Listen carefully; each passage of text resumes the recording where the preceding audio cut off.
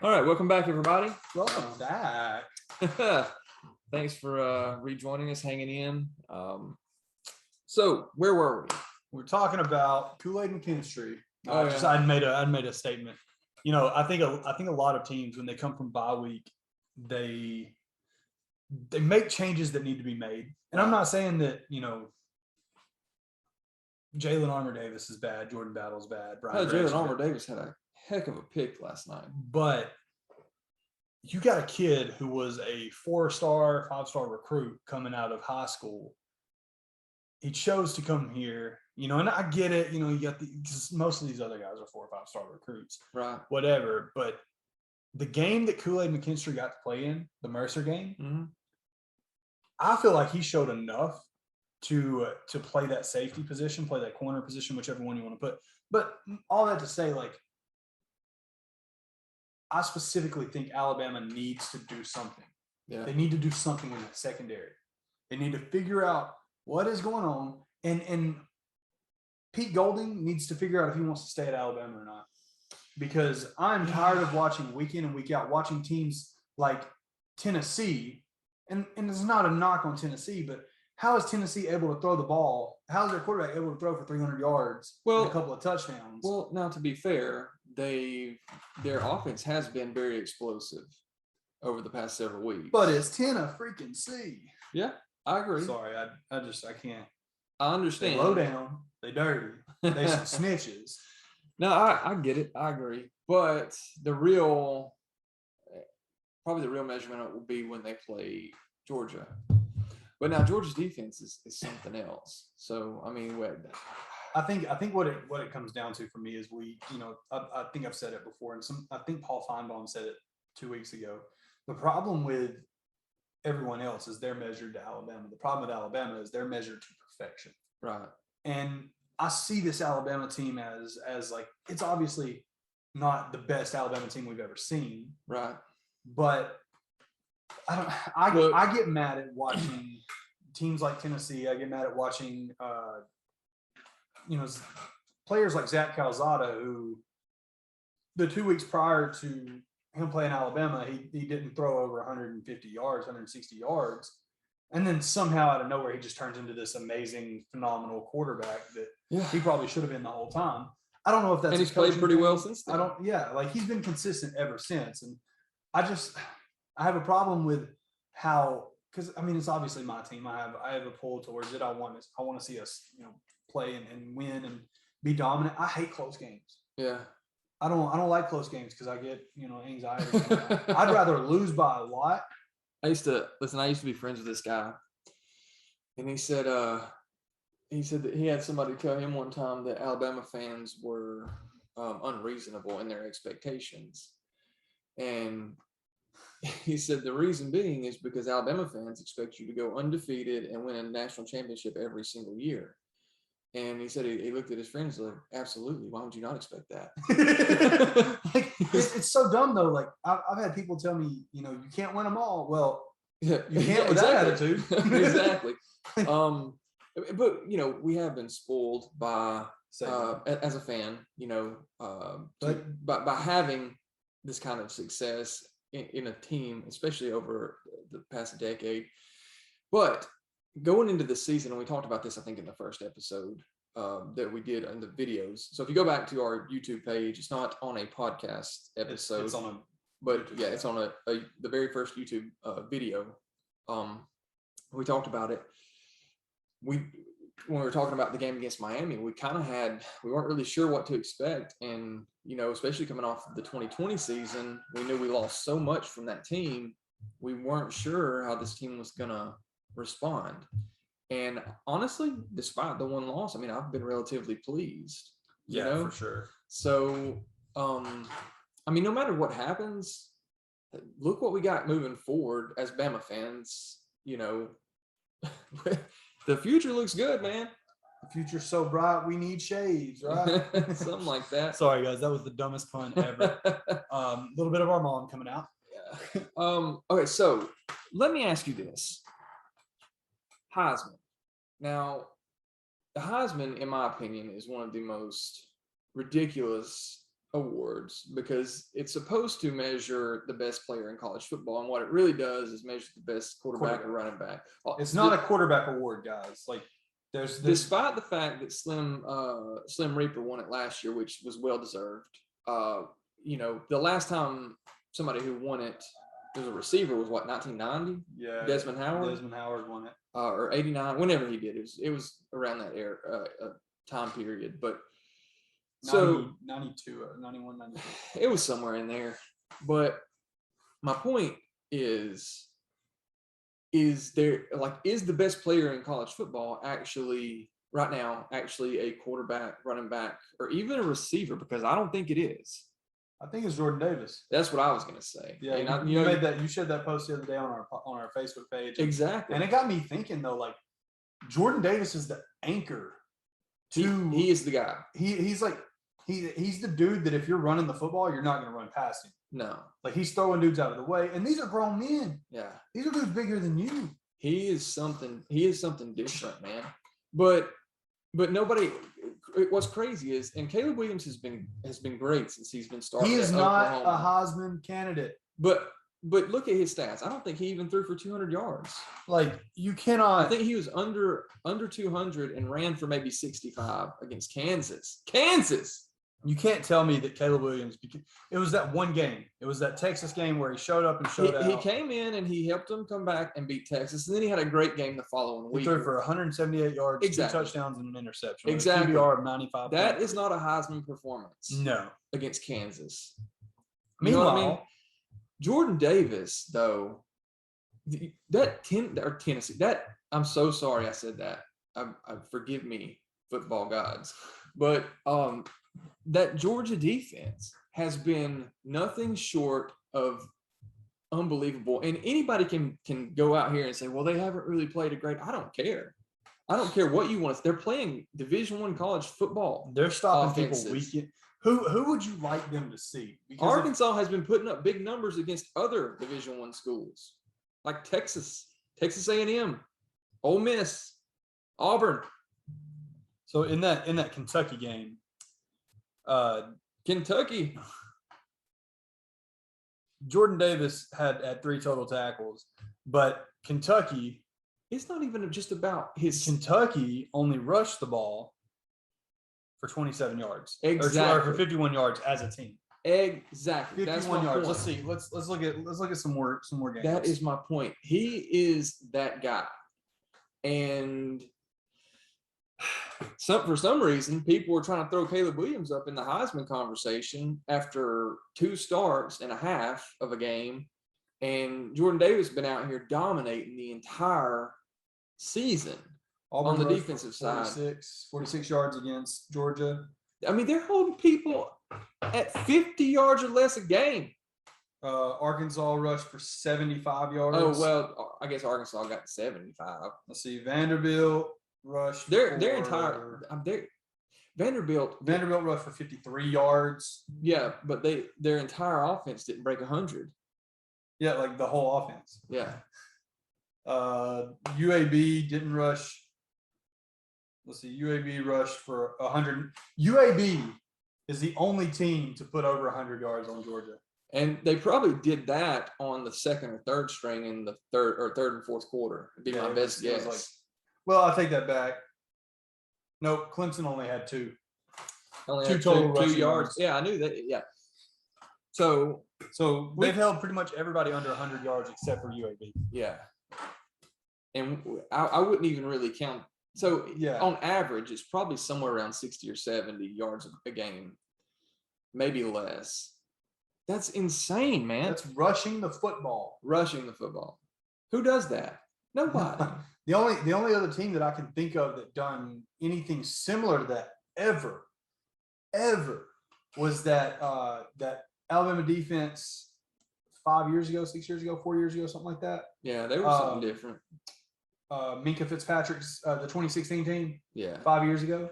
That team that they scored a touchdown, a defensive touchdown in every game except for like 3 that year.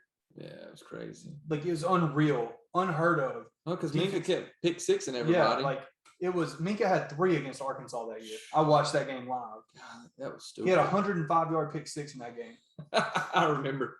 Like, God, he was fun to watch. but like we haven't seen anything like that since 2016. And this honestly, Georgia this Georgia defense is defense is probably better than that defense. Exactly. That's what I'm saying. Like this Georgia defense is the best defense I've ever seen. They play so well that Mhm. somebody like Stetson Bennett, who got benched last year because he wasn't good enough, JT Daniels comes in and takes over the starting role. And had JT not gotten hurt this year, JT would still be starting. Georgia's offense would probably be unstoppable too. at that Yeah. point. Well, But they're doing what they're doing with their backup quarterback. exactly. Their second, which I give him the benefit of the doubt. Like Stetson is the guy that's helping them win right now, and he's doing what he's supposed to do. Right. He's doing his job, but he beat a team. They beat Arkansas, I think it was, and he didn't throw over 100 yards. Yeah, I think he had 12 passes the whole 12 game. passes for like 75 yards. Yeah, it's crazy. Something like that.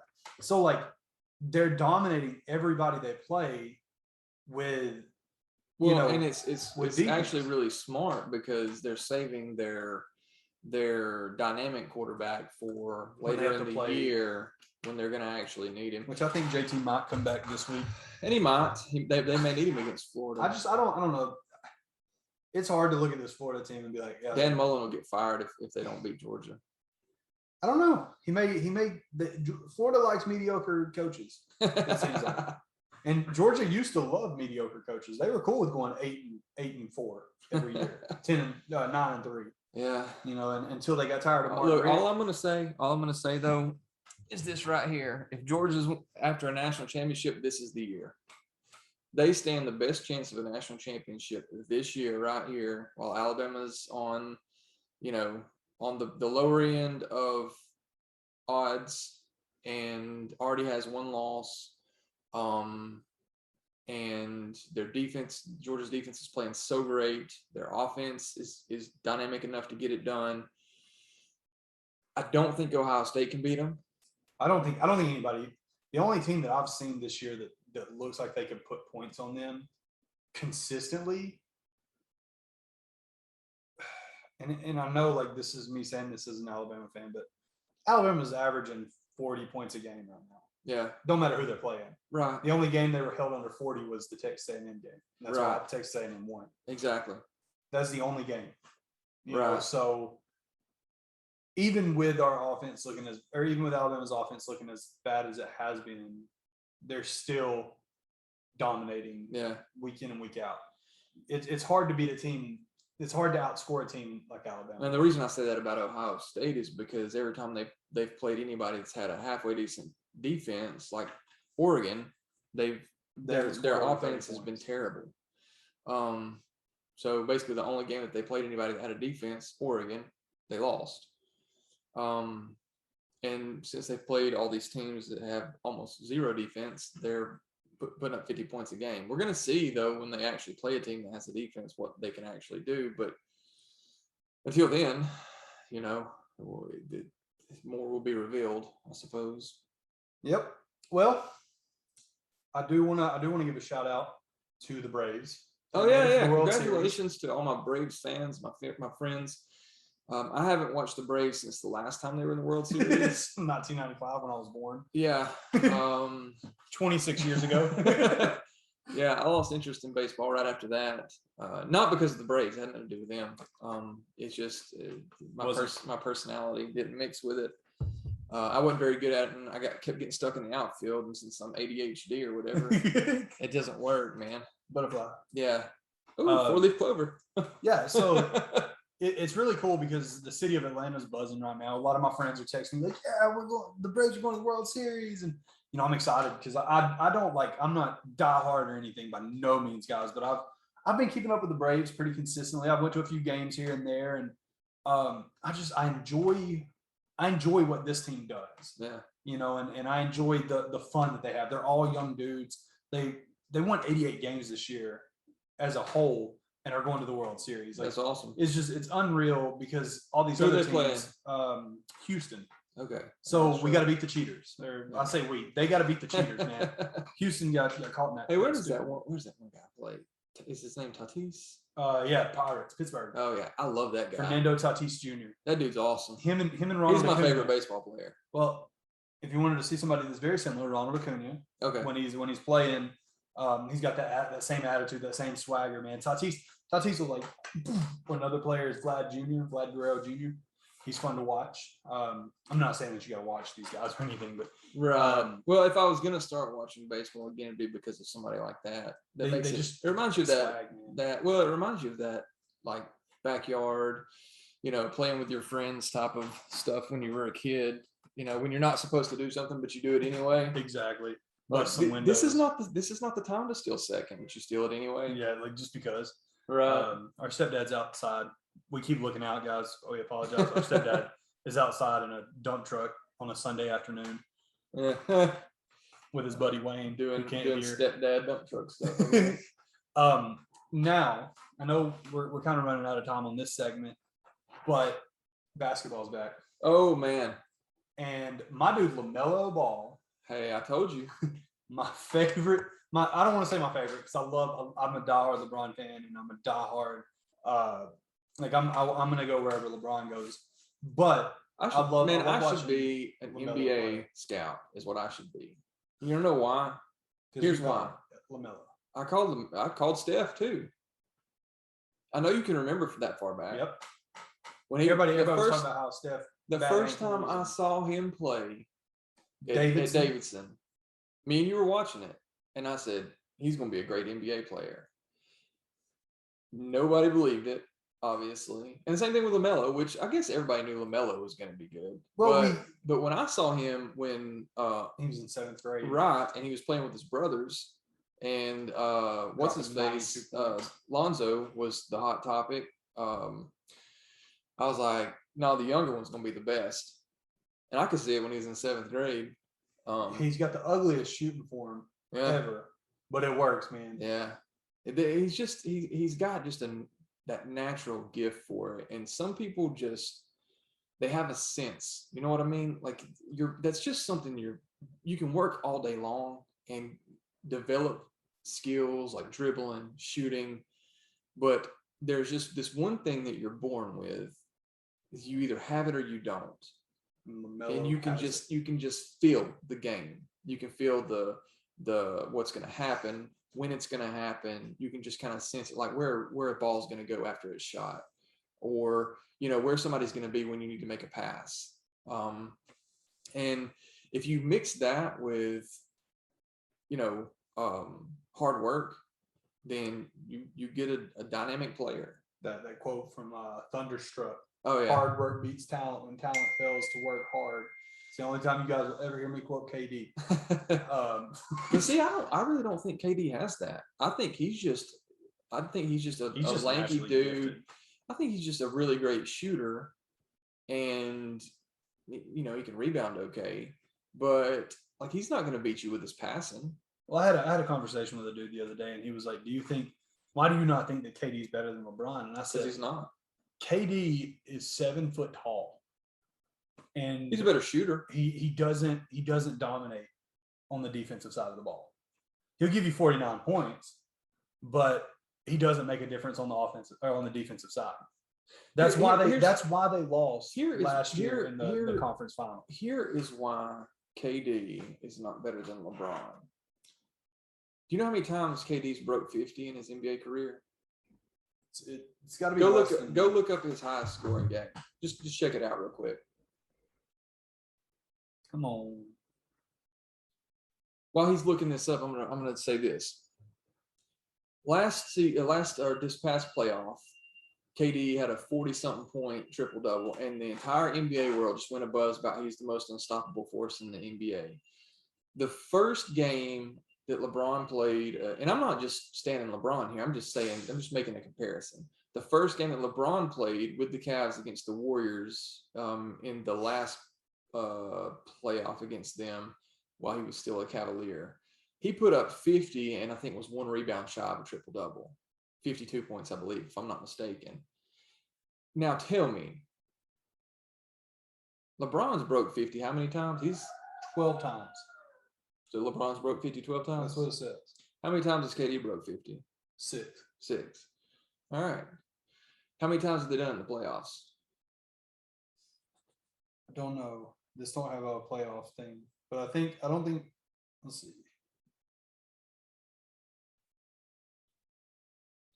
But even that to the side, KD's highest scoring point total was 54 though. 54. He's never broke 60. I think LeBron's got a 62 point game, and he did it in the Garden. He's got the highest scoring game at 2 different teams, the Cavaliers and the Heat. My point is, it's not even just about triple doubles. It's not even about high scoring games. I'll give you that KD is a better pure scorer than LeBron. If you need a spot up shooter or somebody to take it like 3 dribbles from one side of the court and take a 3-pointer, I mean, that's KD. You know, if I want somebody to hit a clutch shot, I mean, I may even choose KD to hit that clutch shot. Yeah, I think KD's a very clutch shooter, but that's not to say that LeBron's not a clutch shooter. yeah. The question is, who pound for pound has more overall skill and ability? And LeBron, I mean, can score, he can pass, he rebounds. I mean, he's lazy on defense. I think most now, and I think most of that is just self-preservation. I mean, he is 36 years old. What most people don't like about LeBron is that he whines, and I'll give you that. He has turned into a big whiner. But that just comes with the game, man. It does. But you know, it is what it is. I can show you. I can pull up videos. People forget that I was going to say, people forget that they changed the rules of the game because of Michael Jordan complaining. He just did it differently. He didn't like lay on the ground and do his thing. And social media wasn't around then for everybody to blow it up either. So, anyways, we're going to take one more quick break. We'll be back for another short segment, and we'll see you then. Peace out.